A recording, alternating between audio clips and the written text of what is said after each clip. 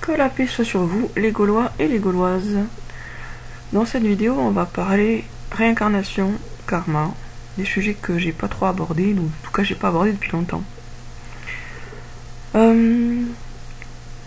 Les gens qui croient à la réincarnation ont une part de la vérité, et les gens qui savent qu'il y aura un jugement dernier suivi du paradis et de l'enfer ont accès à une autre part de la vérité qui est plus importante.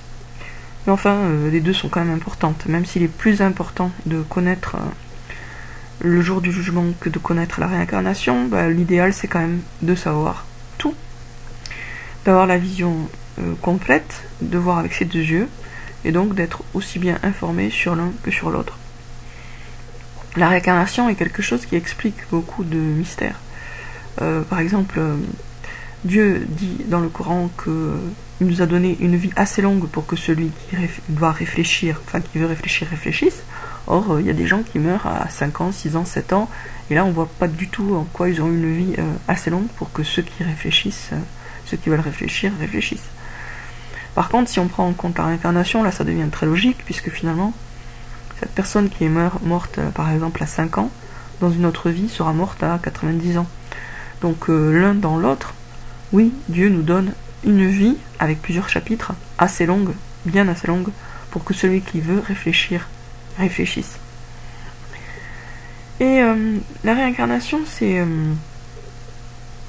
aussi une clé pour comprendre beaucoup de choses qu'on vit au présent, puisque on est l'héritier de nos propres vies antérieures, qu'on le veuille ou non, et qu'on soit au courant ou non. C'est-à-dire que on s'inscrit dans la continuité de ces vies, même si on en a zéro souvenir, et même si les circonstances, etc. sont extrêmement différentes, il y a quand même un côté bagage, quoi. C'est-à-dire on débarque dans la vie avec tous ces bagages-là, positifs et ou négatifs, et c'est une des raisons pour lesquelles il y a toujours une erreur de se considérer comme une pure victime, parce que on ne sait pas si on n'a pas été gravement coupable dans une autre vie, et ça c'est le premier point.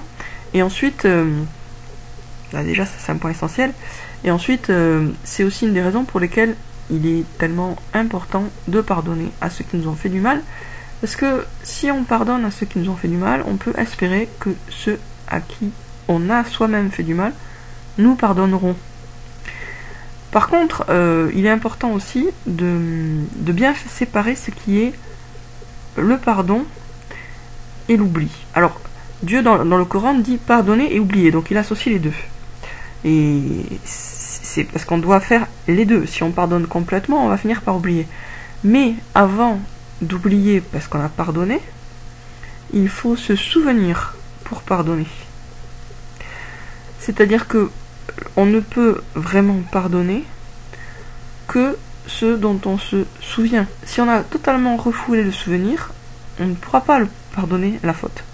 Donc il est important d'accueillir les souvenirs du mal qu'on a fait et du mal qu'on a subi, les deux, pour pouvoir pardonner et être pardonné. Alors là je parle du mal qu'on a fait, et ça peut être aussi bien celui qu'on a fait dans cette vie présente et qu'on peut avoir refoulé, parce qu'on oublie assez facilement le mal qu'on a fait, parce que c'est pas un souvenir qui nous fait du bien, enfin en tout cas on n'a pas trop envie de s'y attarder, donc on peut très bien oublier le mal qu'on a fait, et on peut aussi très bien oublier le mal qu'on a subi, ça peut arriver aussi. Donc en fait, avant l'étape du pardon, il y a l'étape du souvenir. Et après le pardon, là, on peut passer pour le coup à l'oubli. Mais on ne peut pas pardonner quelque chose dont on ne se souvient pas. Et on ne peut pas se pardonner quelque chose dont on ne se souvient pas non plus. Ce qui m'amène aux dettes karmiques.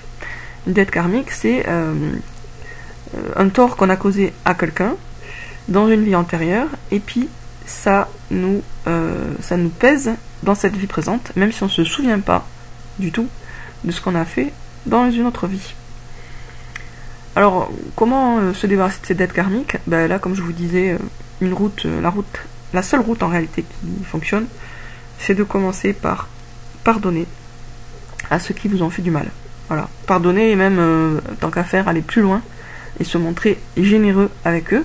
Si vous faites ça, dans un état d'esprit de demander à Dieu justement qu'il vous pardonne, comme vous pardonnez vous à ceux qui vous ont fait du mal, vous serez sur la route qui mène à l'effacement de toutes vos dettes karmiques, ce qui est bien sûr souhaitable, puisque quand vous payez une dette, quand vous effacez une dette, vous vous rapprochez de Dieu, vous vous mettez en paix profondément, plus profondément, avec votre conscience.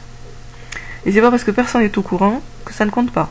Personne n'est au courant au sens où si c'était dans une vie antérieure, bah ouais, personne va vous frapper à la porte pour dire vous avez fait ci ou ça, puisque personne ne s'en souvient ou personne ne sait que c'était vous. Puisqu'entre temps vous êtes mort, vous êtes rené, vous êtes mort, vous êtes rené. Mais ça change rien, c'est quand même là.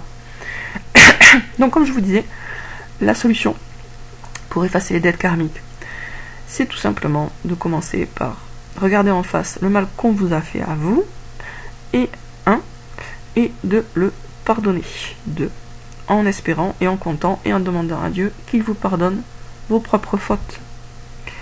Et vous arriverez ensuite au stade où vous vous souviendrez de ce que vous avez fait vous-même et vous pourrez être pardonné et vous sentir pardonné. Parce que vous aurez bien compris ce qui se passe et en plus vous aurez vous-même fait ce travail de pardon pour les autres.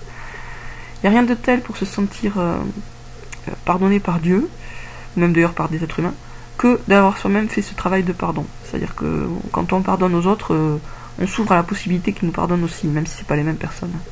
Et inversement, il n'y a rien de tel que de s'accrocher à la rancune et à la haine pour ne pas être pardonné pour le mal qu'on a fait, et donc perpétrer des spirales infernales qui gardent dans la souffrance et le mal.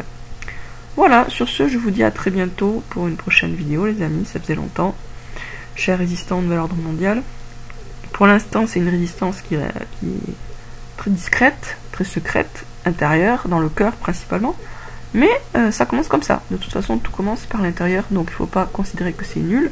À partir du moment où on n'est pas d'accord et où on refuse à un certain niveau, eh bien, on est en route vers une résistance plus importante et plus massive. C'est le début. À bientôt les amis.